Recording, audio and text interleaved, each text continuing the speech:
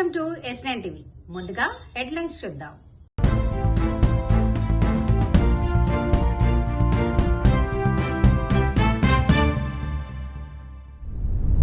రైతు బంధు ఎగ్గొట్టిన రేవంత్ రెడ్డి.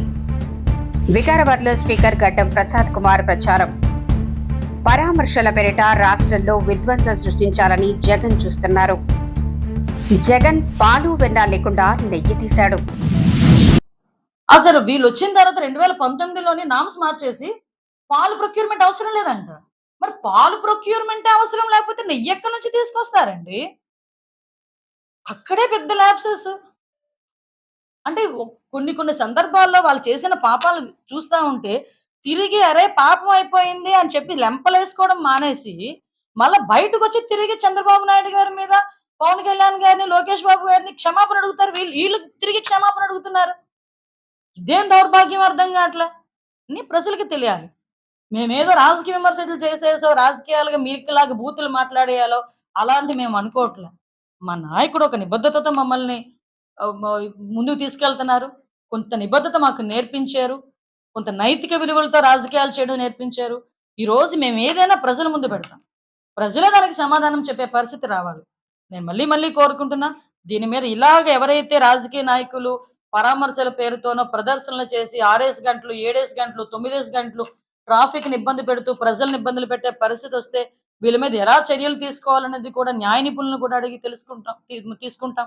కంపల్సరిగా దీనికి ప్రజల దగ్గర నుంచి కూడా మద్దతు కోరుతున్నా.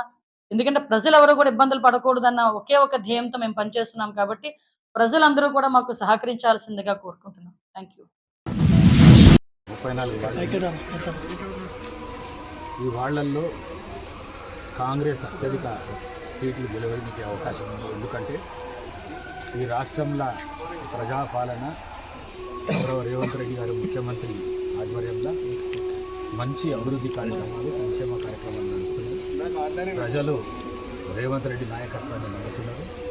మరి వికారాబాద్కి వస్తే నేను ఎమ్మెల్యేగా, స్పీకర్గా ఎనలేని అభివృద్ధికి నేను కృషి చేస్తున్నా. మరి ఇక్కడున్న ప్రజలందరూ కాంగ్రెస్ పట్ల చాలా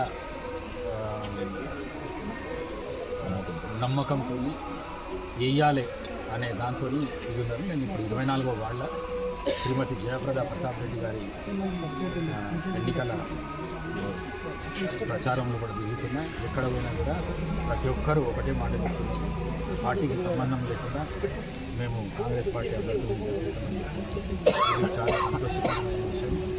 మరి దీంట్లో శ్రీమతి గడ్డం అనన్య మున్సిపల్ చైర్మన్గా నిలబడ్డానికి కూడా చాలా ప్లస్ పాయింట్ నడుస్తున్నది. వికారాబాద్ కూడా మున్సిపాలిటీలో కూడా కాంగ్రెస్ జెండా ఎగరవేయడం కంపల్సరీ. ఇంతకుముందు 24వ వార్డుల సుధాకర్ రెడ్డి మా టౌన్ ప్రెసిడెంట్ గారు ఉన్నది. దీంట్లో వారు కూడా ఈ 24వ వార్డు గెలవడానికి ప్రత్యేకంగా వారు కానీ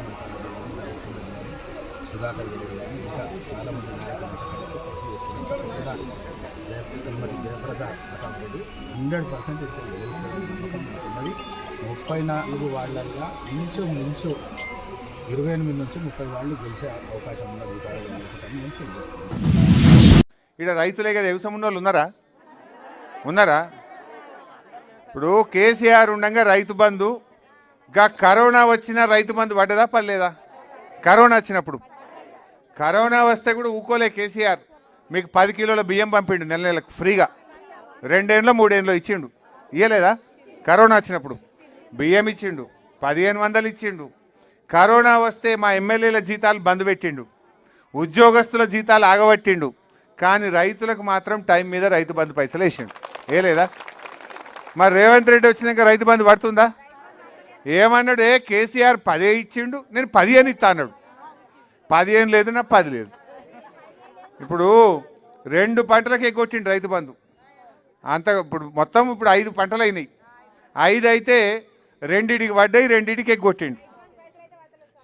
ఇప్పుడు ఈ యాసంగికి ఆల్రెడీ దున్నిండ్రు, నారు పోసిండ్రు, నాట్లు పడ్డాయా? రైతు బంధు పడ్డదా? ఇప్పటికి పడలే. ఇప్పుడు లంగ మాట ఏమంటుండు? ఓట్లు అయిపోయినాక ఎత్తా. నువ్వు ఇప్పుడే నీ ఓట్లు అయినాక ఎత్తావు. నువ్వు నిన్ను ఎవడాగబట్టిండు ఇప్పుడు? నీకు ఎందుకు వేస్తలేవు నువ్వు అంటే ఇప్పుడు ఆయన కొత్త కథ పెడుతుండట. ఏంది? నాట్లు వేసిన వాళ్ళకే ఇస్తా, పడావు గడ్డ భూమికి ఇయ్యా, లేకపోతే కొన్ని ఎకరాలకే ఇస్తా, పాస్బుక్ ఉంటేనే ఇస్తా, ఏదన్నా పెట్టి సగం మందికి ఎగబెట్టే కథ పెట్టిండు. ఇక మళ్ళీ దానికి కూడా కోతలు పెట్టే కథ పెట్టిండు. అందుకే ఇప్పుడు ఓట్ల ముందు వేస్తే రంగు బయటపడుతుందని, జనం తిరగబడతారని, ఓట్లు అయినాక ఇక శాటిలైట్ మ్యాప్ తెప్పిస్తా. ఎవరు ఇప్పుడు నీకు 2 ఎకరాలు ఉందనుకో, ఎకరమే నాటేసినాం అనుకో, ఎకరానికి ఇస్తా, ఎకరానికి ఇయ్య. ఇగో ఈ కథ పెట్టబోతుండిగా, ఈ లంగ కథ పెట్టబోతుండే, ఎగబెట్టే కథ, కోత పెట్టే కథ. కేసీఆర్ గిట్ల తిప్పలు పెట్టిండా? ఏది ఉంటే గది బరాబర్ మీ పేరు మీద ఎంత భూమి ఉంటే గంతమ్మ పైసలు పడ్డాయి. ఇప్పుడు ఈయన 2 పంటలకు ఎగ్గొట్టిండు, పోయిన యాసంగి అంతకుముందు. ఇక ఇప్పుడు మళ్ళీ ఈ యాసంగికి ఇంతవరకు వాళ్ళే ఇస్తాడా, కోత పెడతాడా, మొత్తానికే మోసం చేస్తాడా తెలియదు. ఈసొంటి మాట. అందరికీ నమస్కారం. నేను మీ నాగబాబుని. నిన్న ఒక ఇన్నింగ్స్ ఆడుకున్నాం కదా, ఇది హిందూ ద్రోహి వైసీపీతో మనం ఆడుకునే సెకండ్ ఇన్నింగ్స్. మనం చిన్నప్పుడు మంత్రాలకు చింతకాయలు రాలుతాయి అనే కథలు వినేవాళ్ళం.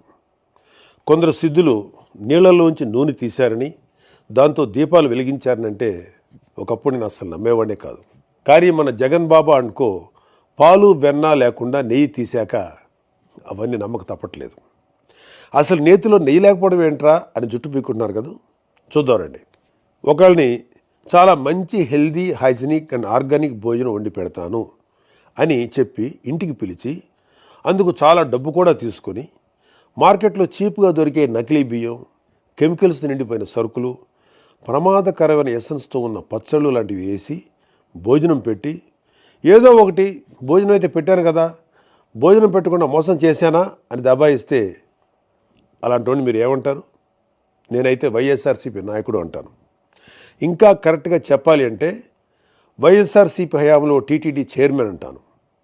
ఎందుకంటే వైఎస్ఆర్సీపీ హయాంలో టీటీడీ చేసిన పని ఇదే.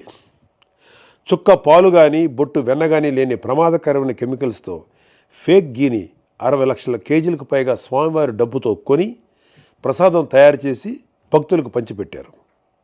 ఎంత పాపం, ఎంత ద్రోహం ఇది. ప్రభుత్వ సొమ్ముతో ఎలాగో వైఎస్ఆర్సీపీ అవినీతి చేసింది.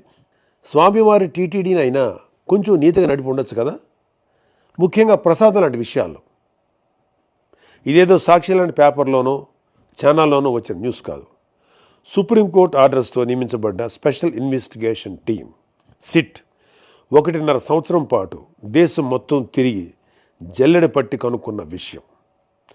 పాలు వెన్న ఏమాత్రం లేకుండా పూర్తిగా కెమికల్స్తో, రకరకాల ఆయిల్స్తో, చెత్త ఎసెన్స్లతో తయారైనటువంటి నెయ్యిని స్వామివారి ప్రసాదమైన తిరుమల లడ్డూకి వాడారు. దైవభక్తి, పాపభీతి ఏమాత్రం లేని వాళ్ళే ఇలాంటి దారుణాలు చేయగలరు.